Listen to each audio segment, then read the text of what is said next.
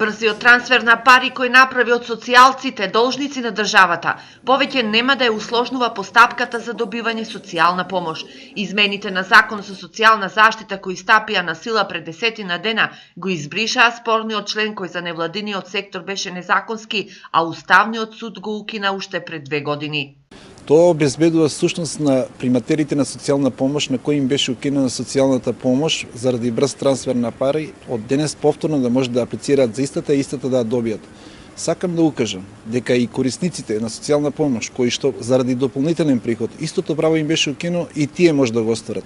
Ова право го остварија повеќе од 35 семејства од Виница, меѓутоа веруваме дека бројката може да достигне до најмалку 70 семејства. Во пакетот измени на законот се и измените во делот за нега од друго лице при што се укинува консилијарното мислење. Ова значи дека лицата повеќе нема да плаќаат по 1200 денари за консилијарно мислење, нема да патуваат и да имаат патни трошоци за да стигнат до комисијата во Штип, а пред се болните нема да се малтретираат по патиштата. Тоа значи дека лицата кои се немокни, кои се болни, нема да плаќаат и нема да вадат консилијарно мислење, туку само со лична медицинска документација, лична карта ќе можат да понесат во Центар за социјални работи. Во Делчево има 134 лица роми приматели на социјална помош по различни основи.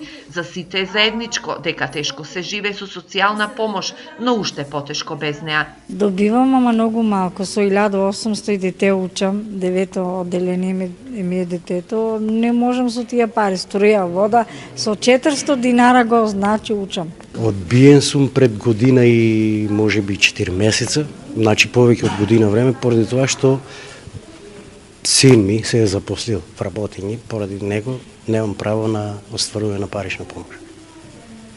И сега година и нешто е поминало, мислам поново да си го остварам правото како единка. Невладината Ками Ромскиот информативен центар од Делчево одржа работилница со примателите на социјална помош за да ги информираат за измените на законот кој треба на оваа категорија граѓани да им ја врати довербата во институциите. Инаку 430.000 евра должеа 2203 социјалци на Министерството за труд и социјала поради брзиот трансфер на пари и спорниот член од правилникот за доделување социјална помош.